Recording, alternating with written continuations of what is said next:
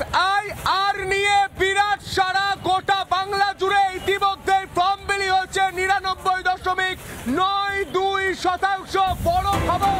এই খবর মমতা বন্দ্যোপাধ্যায় শুনলে বোধহয় তার টেনশনটা আরো বেড়ে যাবে। তিনি বলেছিলেন যে আমি ফর্ম ফিল আপ করবো না। আরে ফর্ম ফিল আপ তো হয়ে গেছে, কমপ্লিট হয়ে গেছে, এবার তো নিজের ফর্মটা ফিল আপ করুন। 99.92% ফর্ম বিলি হয়ে গিয়েছে।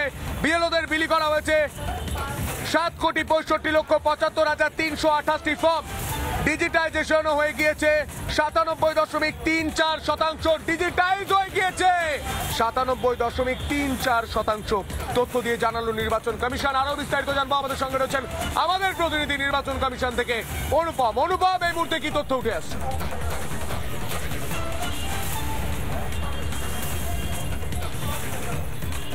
দেখো, তোমাকে দুটো জিনিস জানিয়ে রাখি। প্রথম কথা হচ্ছে, নির্বাচন কমিশনের তরফে যে ডেটা দেওয়া হচ্ছে তাতে বলা হচ্ছে প্রায় 99 কিছু শতাংশর কাজ ইতিমধ্যেই তারা শেষ করে ফেলেছেন, যার মধ্যে এনুমারেশন ফর্ম ডিস্ট্রিবিউশন এবং কালেক্টিং এবং আপলোডিং, এই যে প্রসেসটা, এই প্রসেসটা আরও দ্রুত করার নির্দেশ দেওয়া হয়েছে এবং এটা দ্রুত শেষ হয়ে যাবে। অন্তত স্পেশাল রোল অবজারভার যিনি রয়েছেন তার সাথে কথা বলা হলো, তিনি যেটা জানাচ্ছেন এটা দ্রুত শেষ হয়ে যাবে।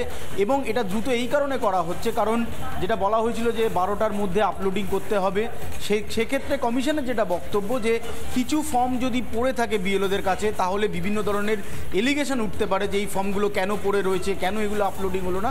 সেই কারণেই রাত 12টার মধ্যে করা হয়েছে বলে কমিশন জানাচ্ছে। ফলে এই যে রাত 12টার মধ্যে করাকে কেন্দ্র করে বিএলওদের একাংশের বক্তব্য, কিছুক্ষণ আগে সাংবাদিক বৈঠক করে তারা বলছেন চাপ দেওয়া হচ্ছে 12টার মধ্যে করতে হবে, এমনটা নয়। কমিশন জানাচ্ছে যদি কোনো ফর্ম পড়ে থাকে, অর্থাৎ কোনো ভোটারের কাছ থেকে এনুমারেশন ফর্ম কালেক্ট করার পরেও সেটা যদি আপলোড না হয়, সেটা যদি বিএলওর কাছে পড়ে থাকে, তাহলে বিভিন্ন ধরনের কমপ্লিকেশন থাকতে পারে, বিভিন্ন ধরনের প্রশ্ন উঠতে পারে। সেই সমস্ত প্রশ্ন এড়িয়ে যেতে চায় কমিশন এবং এই ধরনের প্রশ্নের সম্মুখীন তারা হতে চাইছেন না। তাই তারা বলছেন রাত 12টার মধ্যে যাবতীয় প্রক্রিয়া শেষ করে দিতে হবে।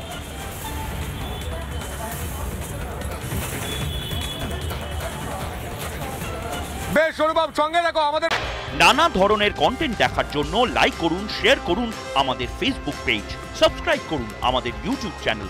পাশাপাশি অন্যান্য ব্রেকিং নিউজের জন্য অবশ্যই চোখ রাখুন রিপাবলিক বাংলায়।